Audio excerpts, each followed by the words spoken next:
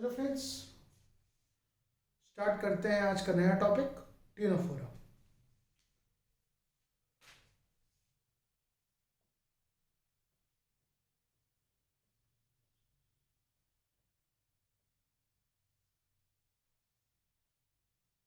ठीक है, इनके इंपॉर्टेंट कैरेक्टरिस्टिक्स लिखते हैं।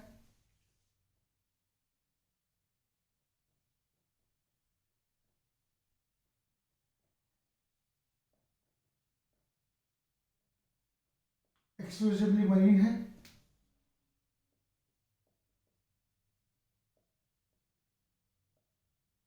डिप्लोब्लास्टिक हैं,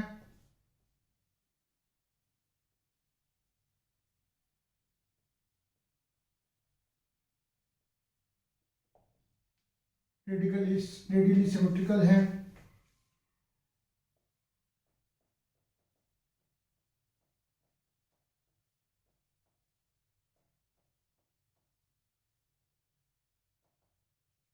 टिश्यू लेवल ऑफ ऑर्गेनाइजेशन है,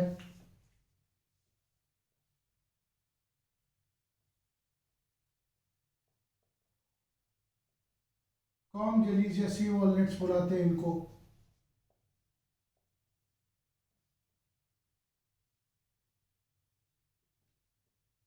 कॉम प्लेट्स हैं present,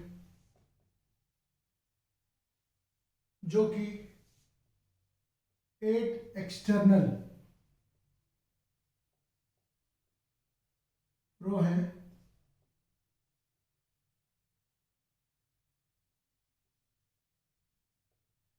ciliated, that helps in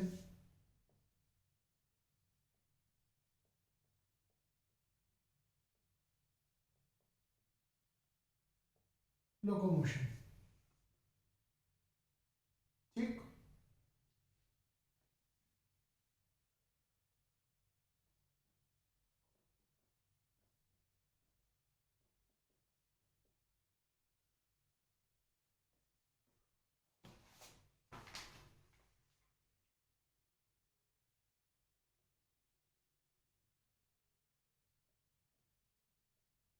bioluminescence की प्रॉपर्टी है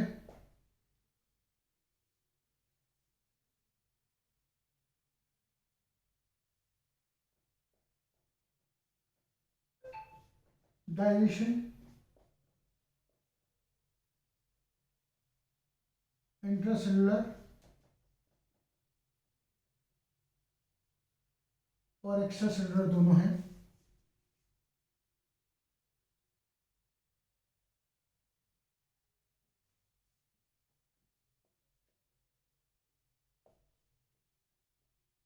sexual reproduction is the only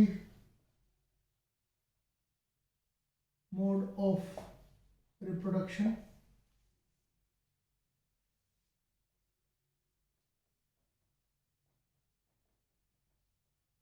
fertilization external है,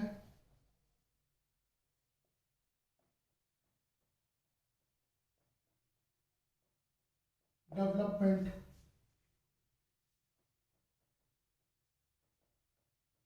इनडायरेक्ट है। कंसेप्ट चार्ट तैयार हो गया आपका।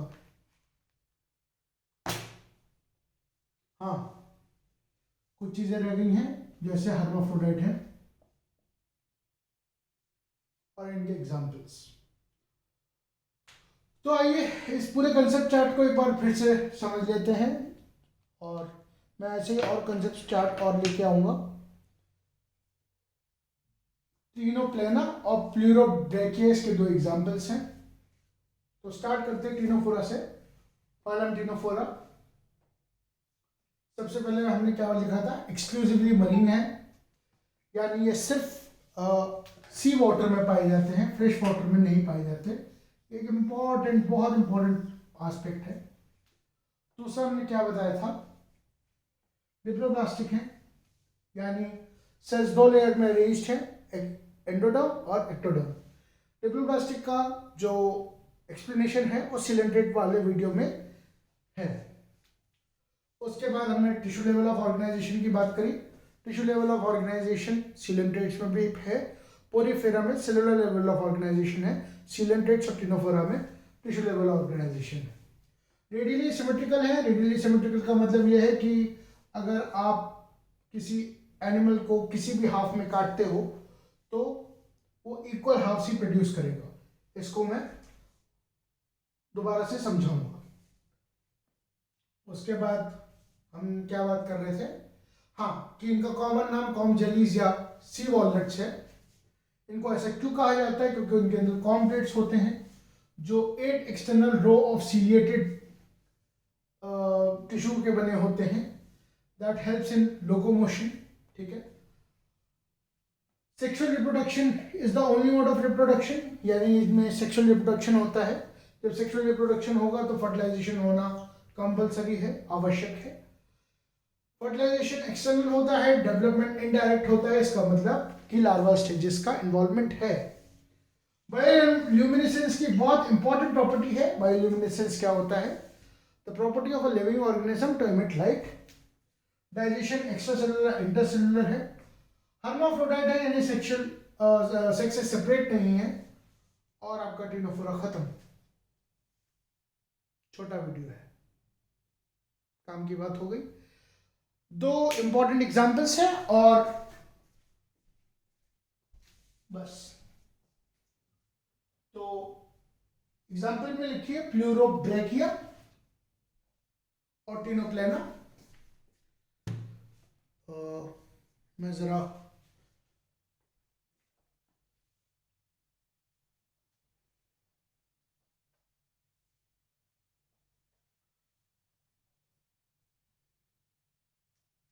थोड़ा रब कर देता हूं। Pleurobrachia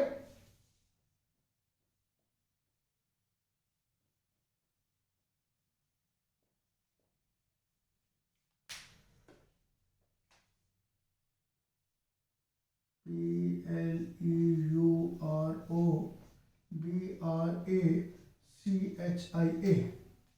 Pleurobrachia and टिनोप्लेना।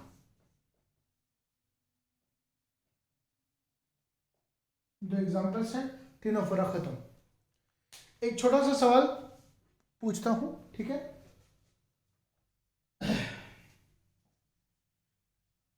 Correct incorrect वाला सवाल है, ये ऐसे ट्रू एंड फॉल्स का सवाल मान लीजिए और बताइए इसका जवाब क्या होगा।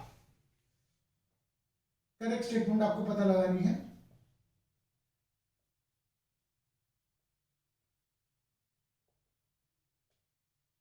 पहला स्टेटमेंट है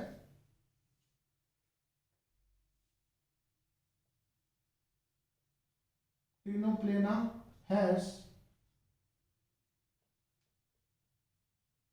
a property of bioluminescence।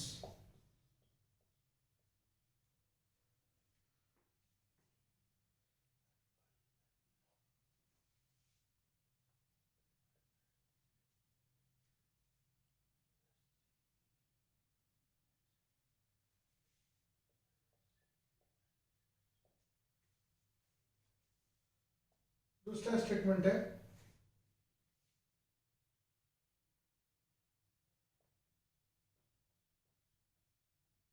Pleurobrachia has 8 rows of flagellated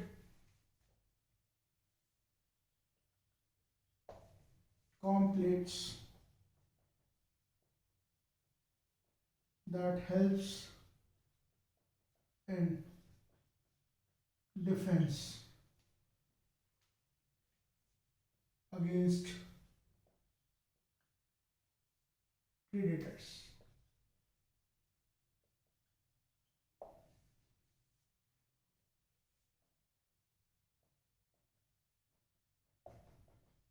Fertilization is internal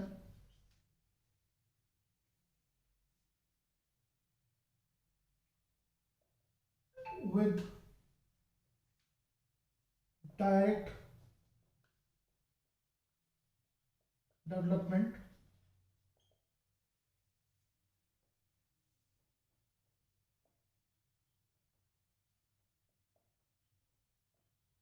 larval stages are involved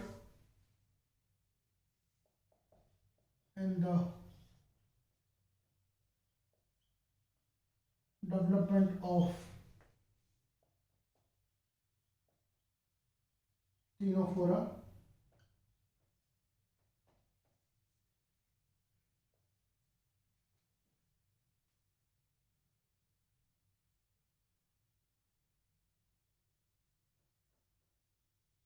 They can be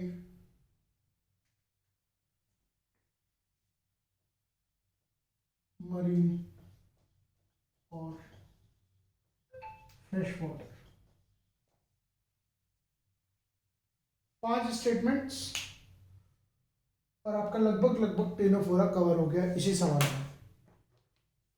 true and false है, करेक्ट स्टेटमेंट की जगह ट्रू एंड फॉल्स लिख दो, बात तो वही है, कंसेप्ट समझने से मतलब है।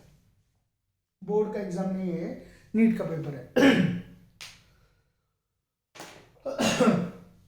2 मिनट सोचो इसके बारे में, सवाल के बारे में, एक एक ऑप्शन को ध्यान से पढ़ो, क्योंकि ये सेक्शन बी का पार्ट बन सकता है।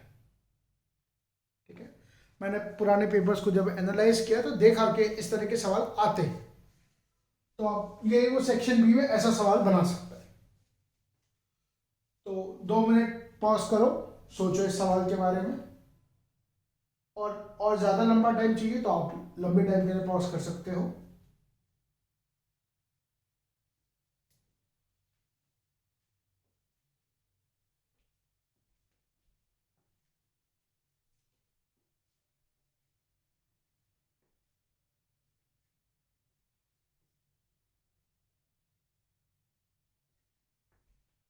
ओके, अगर आपको और लंबा टाइम चाहिए तो आप पॉज कर सकते हो और टाइम ले सकते हो। Ctenoplana has a property of bioluminescence, बिल्कुल सही बात है। क्यों? टिनोप्लेना टिनोफोरा का एक एग्जांपल है, और बायोल्यूमिनेसेंस की प्रॉपर्टी बहुत ही वेल मार्क्ड होती है टिनोफोर्स में। Pleurobrachia has 8 rows of flagellated, पहली बात तो यही गलत हो गई, गलत बात को लाल निशान से करेंगे। फ्लैजिलेटेड नहीं होता, सीलेटेड होता है, पहली बात तो ये है, सीलेटेड होता है। इसलिए एक एक लाइन याद रखना, एक एक लाइन एनसीईआरटी की पढ़ना बहुत ज्यादा जरूरी है। कॉम्प्लेट्स that help in defence against, ना बाबा ना, डिफेंस नहीं होता, लोकोमोशन होता है। ठीक है, तो यहाँ पे अगर लोकोमोशन शब्द होता तो ये स्टेटमेंट सही होती, साफ साफ से लिख देता हूँ, लोकोमोशन, तो ये स्टेटमेंट गलत हो गई। फर्टिलाइजेशन इज इंटरनल, नहीं, fertilisation is external, and direct development नहीं, इनडायरेक्ट डेवलपमेंट होता है।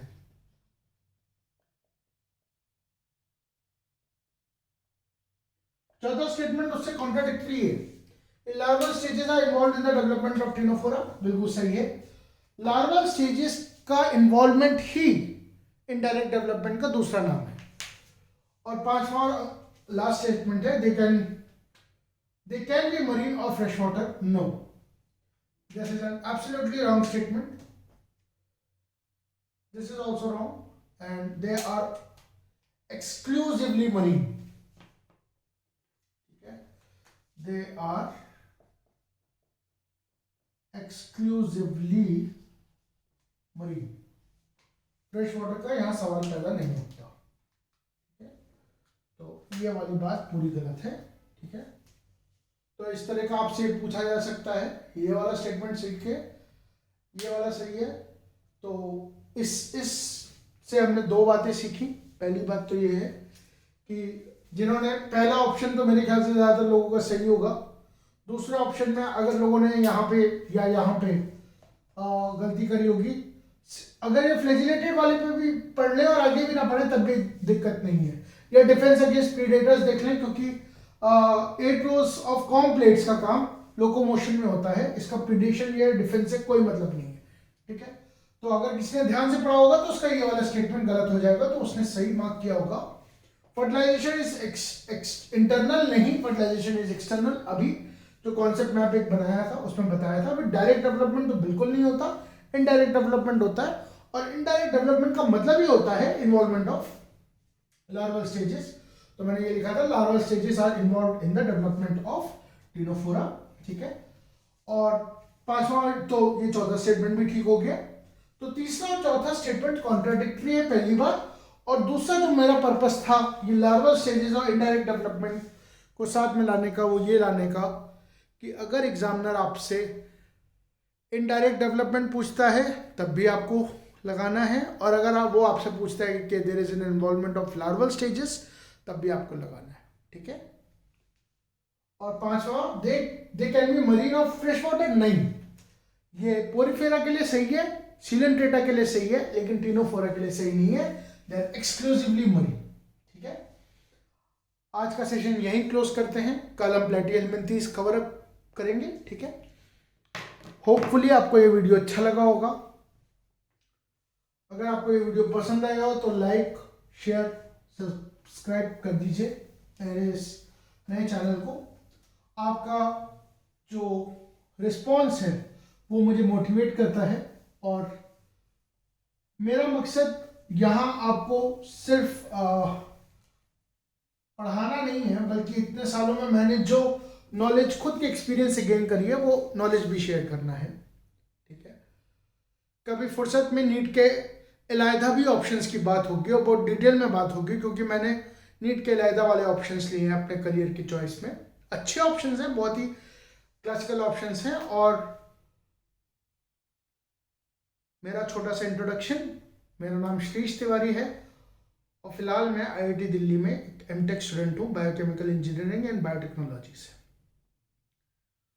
Hope to see you soon in the next video. Till then, bye bye, take care and happy learning.